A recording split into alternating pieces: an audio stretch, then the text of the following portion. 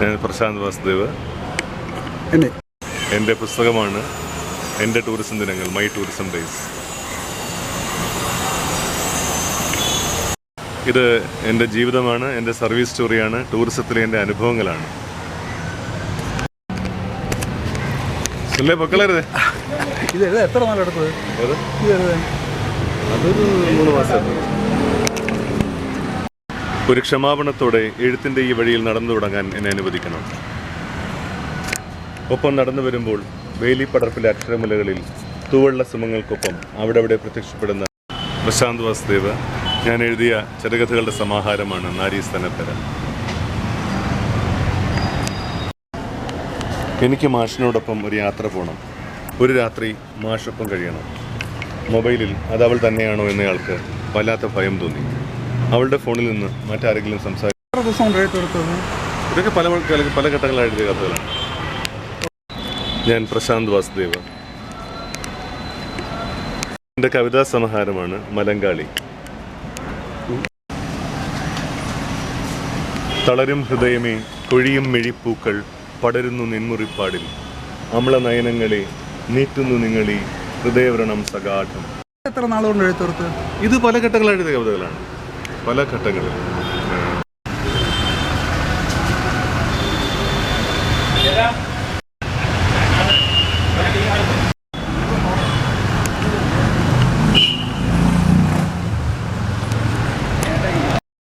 ചേട്ടൻ്റെ പേരില്ല, വളരെ ക്ലോസ് ആയിരുന്നു. ആത്മാർത്ഥമായിട്ട് എന്നെ സ്നേഹിച്ചാണ്. എനിക്കിത് എന്തൊക്കെയുണ്ടാവുന്നു.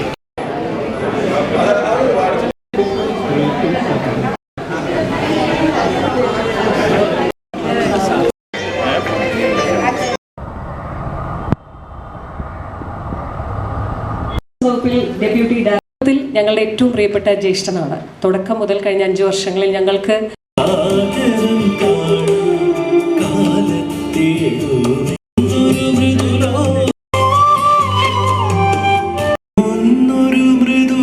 വേദിയിലേക്ക് ബഹുമാനപൂർവ്വം പയ്യന്നൂർ എല്ലാവർക്കും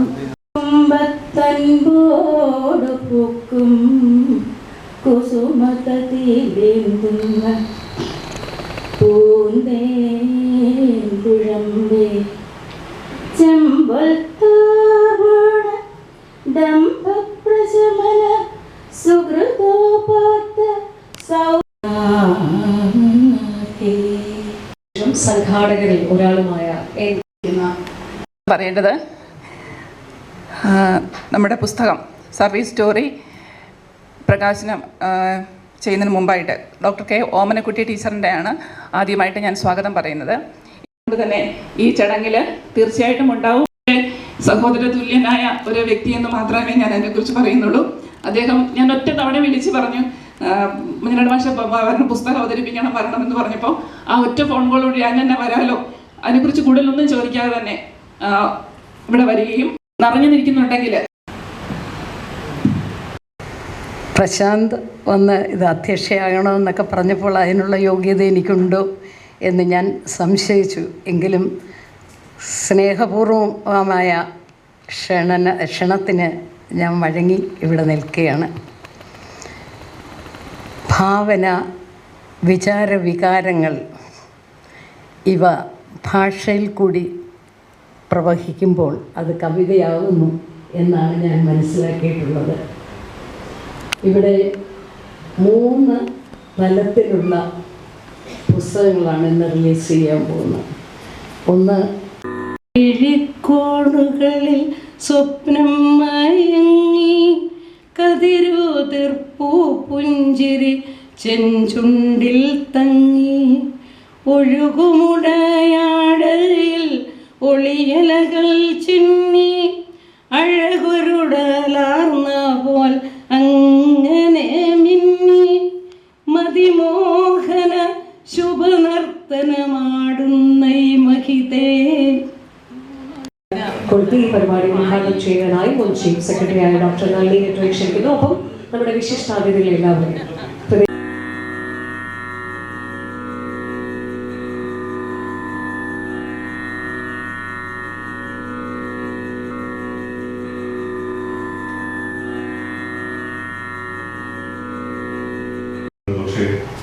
സുമി തന്ന അവസരത്തിന് നന്ദി. കാരണം എനിക്ക് നിങ്ങൾ കുറേ പേര് ഇവിടെ പരിചയപ്പെടുത്താൻ കൊല്ലത്ത് അമ്മയുടെ കണ്ണാണാവായിട്ടൊരു ചേച്ചിയുണ്ട്. വരാൻ കഴിഞ്ഞില്ല, അതിലേക്ക് വലിയ ദുഃഖമുണ്ട്. കാരണം അപേക്ഷ കൊടുത്തു, ചെന്ന് മാഡത്തെ ക്യാബിനിൽ കാണുമ്പോൾ സ്വാഭാവികമായിട്ടും ഞാൻ ടൂറിസം കിഡ്സിൽ നിന്നും ടൂറിസം ഇൻസ്റ്റിറ്റ്യൂട്ടിൽ നിന്ന് ആദ്യത്തെ PG ഡിപ്ലോമ, ഇന്ത്യയിലെ ആദ്യത്തെ ടൂറിസത്തിലെ PG ഡിപ്ലോമയാണത്. 10ാമത്തെ റെക്കോർഡിയും പാസ്സായി. ഞാൻ അതിൻ്റെ ഒരു പിൻബലത്തിലാണ് മാഡത്തെ കാണാൻ പോകുന്നത്. അപ്പോൾ കണ്ടിട്ട് മാഡം, ഞാൻ ഈ പുസ്തകം എഴുതിയിട്ടുണ്ടതല്ല, മാഡം ചോദിച്ചു പ്രശാന്ത് എന്നോട് പ്രൈവറ്റ് സെക്രട്ടറി പോകുന്നില്ല എന്ന് ചോദിച്ചു. പക്ഷെ മാഡം പറയാനുള്ളത് ഞാൻ പറയണമെന്ന് എനിക്കറിയില്ല. മാഡം പറയും. അപ്പോൾ അങ്ങനെ ഒരു ബന്ധമാണ് മാഡമായിട്ടുള്ളത്.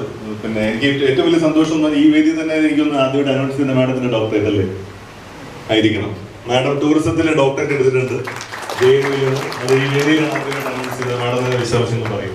വേണിച്ചേട്ടൻ ഞാനും കൂടെ മെസ്സഞ്ചറിൽ ഇങ്ങനെ പലപ്പോഴും സംസാരിക്കും. എൻ്റെ ഹൃദയത്തോട് ഞാൻ നേരിട്ട് വേണിച്ചേട്ടനോട് വലിയൊരു ബന്ധമൊന്നുമില്ല, പക്ഷെ എൻ്റെ ഹൃദയത്തോട് അത്രത്തോളം ചേർന്ന് വേണിച്ചേട്ടൻ. എങ്ങനെയെന്ന് വെച്ചാൽ എനിക്ക് വേണിച്ചേട്ടൻ മാത്രമേ അറിയാവൂ. ജെയിംസ് സാറിനെ സംബന്ധിച്ചാണെങ്കിൽ ഒരു ദിവസം ഞാനൊരു മെസ്സഞ്ചറിൽ ഒരു സന്ദേശം അയക്കുന്ന പരിയൊന്ന് തിരിച്ചോടെ മറുപടി വരുന്നു. അന്ന് ഉടനെ ഒരു ഗാഠമായി വന്നതാണ്. പിന്നെ ജെയിംസ് ചേട്ടാന്നേ വിളിക്കാറുള്ളൂ. എൻ്റെ വീട്ടിൽ അദ്ദേഹവും പിന്നെ ഭാര്യയും കൂടെ വന്നു. എനിക്കങ്ങോട്ട് പോകാൻ കഴിയും. തൊട്ടടുത്താണ് വീട്. എൻ്റെ ഒരു വലിയ മെന്റർ കൂടിയാണ്. എഴുതുമ്പോൾ പറയും ഞാൻ എഴുതുന്നതെല്ലാം അസംസ്കൃത വസ്തുക്കളാണ്. എല്ലാവരും പുസ്തകം വാങ്ങി വായിക്കുകയും അഭിപ്രായങ്ങൾ അറിയിക്കുകയും ചെയ്യണം.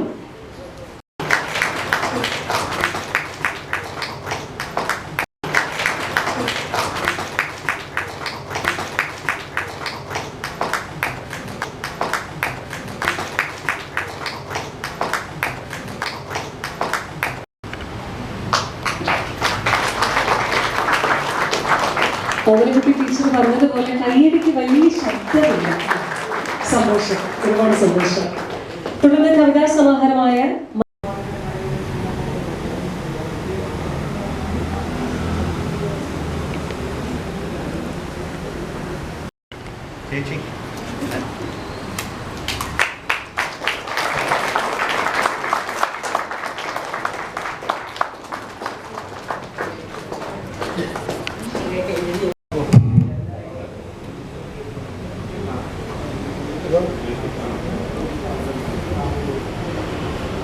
ഒരുപാട് സ്നേഹം, ഒരുപാട് സന്തോഷം.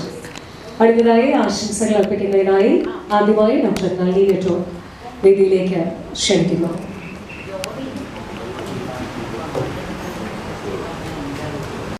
സാധിച്ചതിൽ എനിക്ക് അതിയായ സന്തോഷമുണ്ട്. പ്രശാന്തിനെ ഞാൻ ആദ്യം കാണുന്നത് ഏകദേശം ഒരു 33-34 വർഷങ്ങൾക്ക് മുമ്പാണ്. അപ്പോൾ നമ്മളെല്ലാം ജീവിതത്തിന്റെ പാതകളിൽ കൂടി നടന്ന് അവരുടെ പാടുകളും എല്ലാം ഏറ്റുവാങ്ങി നിൽക്കുന്ന ഒരു സന്ദർഭമാണ്. എത്ര 30 വർഷം 34 വർഷം എന്ന് പറയുന്നത് ഒരു വ്യക്തിയുടെ ജീവിതത്തിൽ ചെറിയൊരു കാലയളവല്ല. പക്ഷെ എന്നിരുന്നാലും ആ സുഹൃത്ത് ബന്ധം ഇടയ്ക്ക് വിളിക്കുകയും എത്രയോ തിരിഞ്ഞു നോക്കുമ്പോൾ പ്രശാന്തിൻ്റെ ഓർമ്മശക്തിയും ക്രിയേറ്റീവായിട്ടുള്ള കഴിവും കാണുമ്പോൾ എനിക്ക് ചെറിയൊരു ഭയമാണ്. കാരണം കണ്ട നിമിഷം തൊട്ടുള്ള എല്ലാ കാര്യങ്ങളും പ്രശാന്തിന് ഇപ്പോൾ ഓർമ്മയുണ്ട്. എന്തെല്ലാം വാചകങ്ങളാണ് അങ്ങോട്ട് സംസാരിച്ചത്, ഏതെല്ലാം വാക്കുകളാണ് ഓരോരുത്തരോട് പറഞ്ഞത്.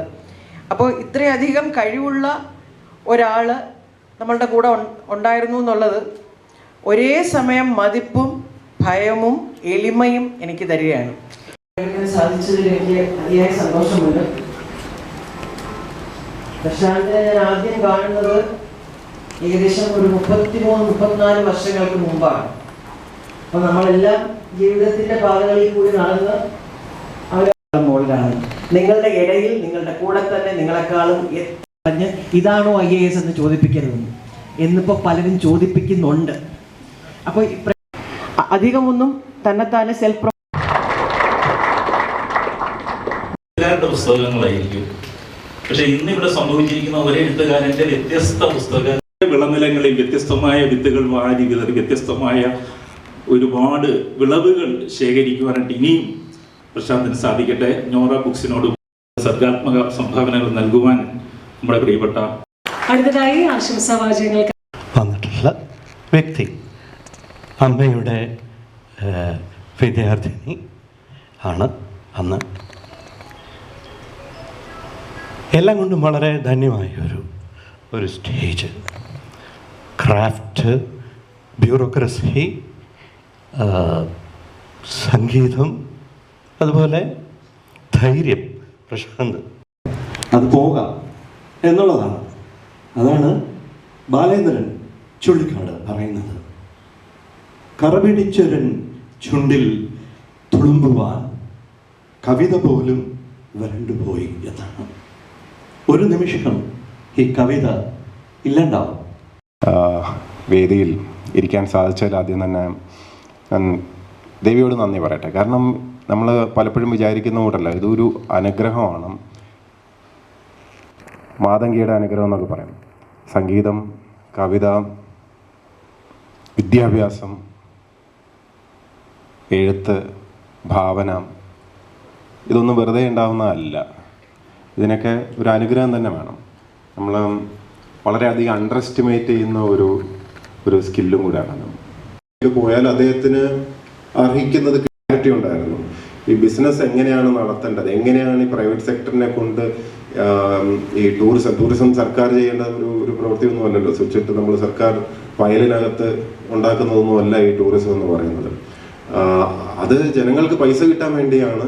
അതിൽ ഇൻവോൾവ് ആയിട്ടുള്ള സെക്ടറിലുള്ള എല്ലാവർക്കും പ്രോസസ് എന്ന് ആലോചിച്ചിട്ടുണ്ടോ? എന്താ ഈ പുസ്തകത്തിൽ പറഞ്ഞിരിക്കുന്ന പല കാര്യങ്ങളും അതാത് കാലം ഇരിക്കുമ്പോൾ ഈ ഭാരത് ഭവൻ്റെ ചെമ്മാങ്കുടി സ്മൃതി ഓഡിറ്റോറിയത്തിൻ്റെ രംഗവേദിയിൽ ഇരിക്കുമ്പോൾ ഓമനക്കുട്ടി ടീച്ചർ അധ്യക്ഷ പ്രസംഗത്തിന് വരുന്ന സമയത്ത് ഞാൻ എന്തു പറയണം എന്ന് പറയുമ്പോൾ എനിക്കേറെ പ്രിയപ്പെട്ട വേണുവേട്ടൻ പറഞ്ഞു, ജീവിതത്തെക്കുറിച്ച് പറയൂ എന്ന്. ടീച്ചർ മനോഹരമായി സംസാരിച്ചു. ജീവിതത്തെക്കുറിച്ച് മാത്രമല്ല, സർഗാത്മകതയെക്കുറിച്ച് കൂടി പറഞ്ഞു. ജീവിതത്തെക്കുറിച്ചാണ്, ഇപ്പോൾ എന്നുള്ള വസ്തുതയെക്കുറിച്ചാണ് പ്രശാന്ത് വാസുദേവ് അദ്ദേഹത്തിൻ്റെ എഴുത്തുകളിലൂടെ നമ്മളിലേക്ക് പ്രകാശം പരത്തുന്നത്. ഗറില്ലകളാണ് ലോകത്തിലെ ഏറ്റവും ശക്തരായ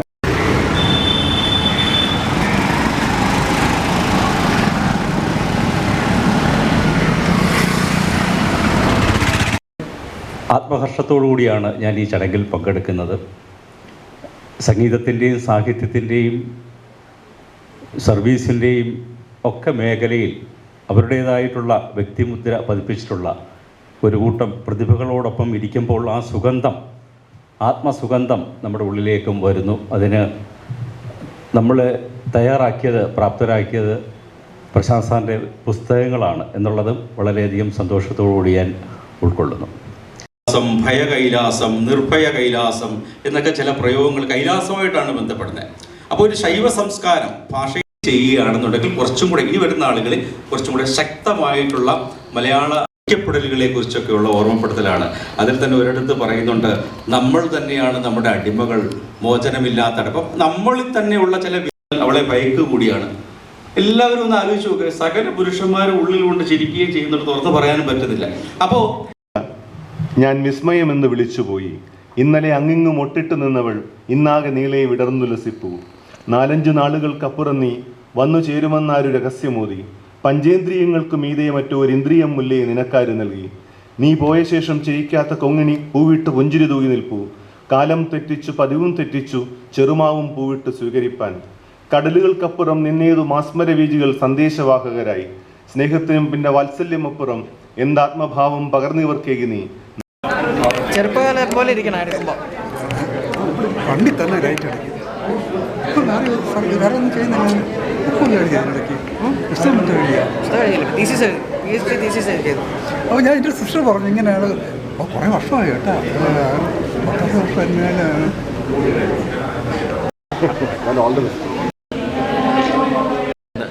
ഇല്ല ഈവനിങ്